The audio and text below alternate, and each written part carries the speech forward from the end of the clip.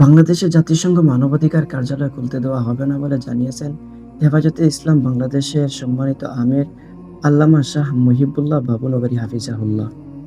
৫ই জুলাই শনিবার গুলশানে জামিয়া মাদানিয়া বারিধারা মাদ্রাসা মিলনায়তনে আলোচনা সভায় প্রধান অতিথির বক্তৃতা করেন তিনি।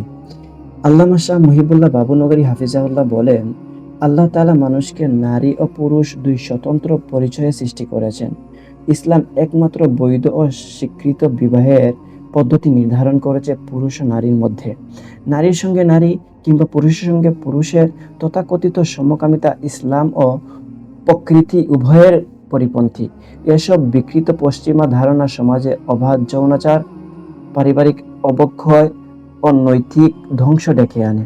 তিনি বলেন, অতীতে আমরা দেখেছি বিভিন্ন রাজনৈতিক সংস্থা মানবাধিকারের নামে ইসলামী শরিয়া, পারিবারিক আইন এবং ধর্মীয় মূল্যবোধে হস্তক্ষেপের অপচেষ্টা করেছে।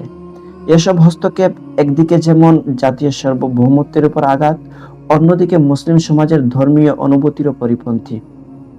তাই বাংলাদেশের জাতিসংঘ মানবাধিকার কার্যালয় খুলতে দেওয়া হবে না। বাংলাদেশে ইসলাম বিরোধী কার্যকলাপ বরদাস্ত করা হবে না বলে জানিয়েছেন আল্লামা মামুনুল হক।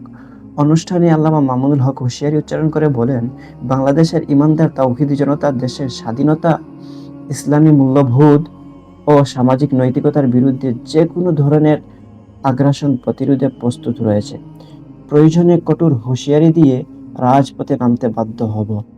আলোচনা সভায় আরও উপস্থিত ছিলেন হেফাজতের সম্মানিত মহাসচিব আল্লামা শাহ সাজিদুর রহমান হাফিজাহুল্লাহ, নায়েবে আমির হযরত মাওলানা আব্দুল হামিদ পীর সাহেব মধুপুরী হাফিজাহুল্লাহ, হযরত মাওলানা মাহফুজুল হক হাফিজাহুল্লাহ, হযরত মাওলানা মহিউদ্দিন রব্বানী হাফিজাহুল্লাহ।